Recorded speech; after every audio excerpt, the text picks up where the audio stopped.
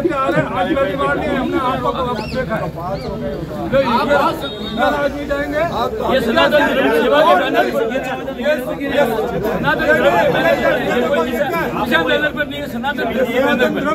फसल बीमा क्लेम राशि दिलाने व जवाई बांध के पानी पर जालोर का हक तय करने की मांग को लेकर किसानों का महापड़ाव 11वें दिन भी जारी है।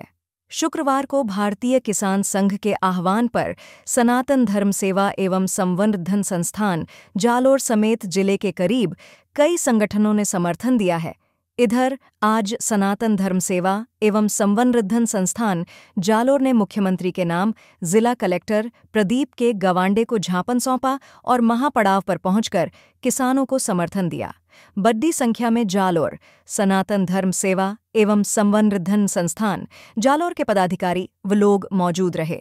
वहीं बंशीलाल सोनी, जिलाध्यक्ष सनातन धर्म सेवा एवं संवर्धन संस्थान जालोर के नेतृत्व में जालोर सनातन धर्म सेवा एवं संवर्धन संस्थान जालोर के पदाधिकारियों व कार्यकर्ताओं समर्थन दिया और मुख्यमंत्री के नाम ज्ञापन देकर पानी की मांग की।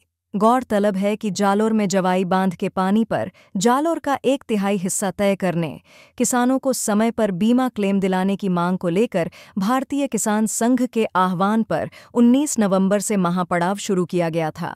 लगातार द्वारा किया जा रहे प्रदर्शन के बाद भी सरकार के द्वारा कोई सकारात्मक पहल और कोई बातचीत नहीं करने से नाराज किसानों ने जोरदार आंदोलन किया। इसके समर्थन में बुधवार को 300 गांवों के हजारों किसान जालोर पहुंचे थे। जालोर की जीवन रेखा कही जाने वाली जवाई नदी पर पाली जिले में जवाई बांध के निर्माण के बाद नेचुरल बहाव रुक गया और धीरे धीरे जालोर के कुओं का जलस्तर गिरने के साथ जालोर जिले के हालात डार्क जोन से भी बदतर हो गए, जिसके बाद किसानों के द्वारा 31 साल से जवाई बांध के पानी पर जालोर का हक तय करने की मांग को लेकर हर साल धरना प्रदर्शन किए जा रहे हैं। इस बार प्रदेश में विधानसभा चुनावों के समय गृह मंत्री अमित शाह प्रसार प्रचार के दौरान जालोर पहुंचे और जालोर विधायक जोगेश्वर गर्ग व आहोर विधायक छगन सिंह के समर्थन में जनसभा को संबोधित करते हुए कहा, जालोर की जवाई नदी जो सूखती जा रही है, आप जालोर से जोगेश्वर गर्ग को जिता दो। मोदी जी ने गुजरात में कई नदियों को जिंदा किया है, जालोर की जवाई नदी को पुनर्जीवित कर देंगे।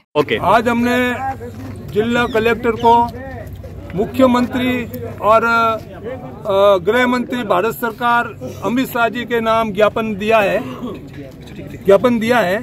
इस ज्ञापन के अंदर हमने मांग की है कि जवाई नदी जालोर की गंगा का स्वरूप है, हम गंगा माता के रूप में उसको पूजते हैं और उसके पानी को जब भी हम नदी आती है तो हम उसकी पूजा करते हैं, उसको बधाते हैं, मारवाड़ी भाषा के अंदर बधा करके लेते हैं, उसकी पूजा पाठ करते हैं, आरती वगैरह भी करते जैसे गंगा जी पे की जाती है।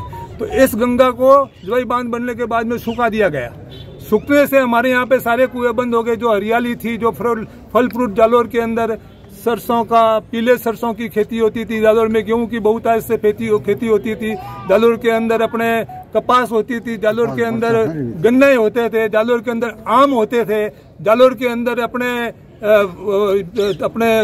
कई तरह के फल फ्रूट होते थे, जिसमें अमरूद है, दाडम है, मंडियां होती थी, अपने सेब, अपने आम अमरूद, सेब, अपनी सेवनी सॉरी अमरूद और सीताफल, नींबू वगैरह, ये सारी फसलें यहाँ पे जालोर के अंदर हुआ करती थी और वो सारे के सारे हमारे यहाँ पे सूख गए। जबकि ये सारी और सब्जियां, जरों तरह की सब्जियां होती थी जो कई जगह पे नहीं होती हैं, वो सारी सब्जियां और ये सारी फसलें हमारे यहाँ बाहर भी जाती थी, दूसरे प्रदेशों में जाती थी और उस प्रदेशों से के अंदर बड़ी इसकी मांग थी।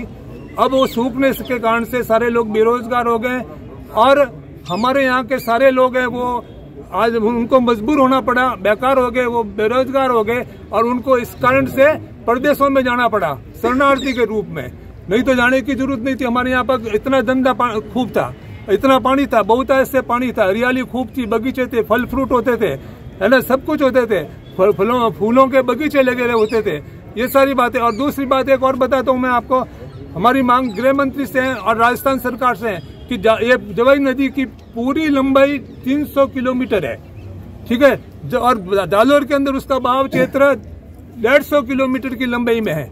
और 150 किलोमीटर की लंबाई के अंदर जब बाढ़ क्षेत्र होता है तो जब फ्लड आता है, बाढ़ आती है, तो पूरे जालौर के जिले के निवासी उसको भुगतते हैं। उसका पूरा नुकसान, जन धन अपने और पशु का बहुत नुकसान होता है। पशुपालन व्यवसाय को भी नुकसान पहुंचता है। तो इससे पशुपालन व्यवसाय भी हमारा खत्म हो गया। गाय भैंस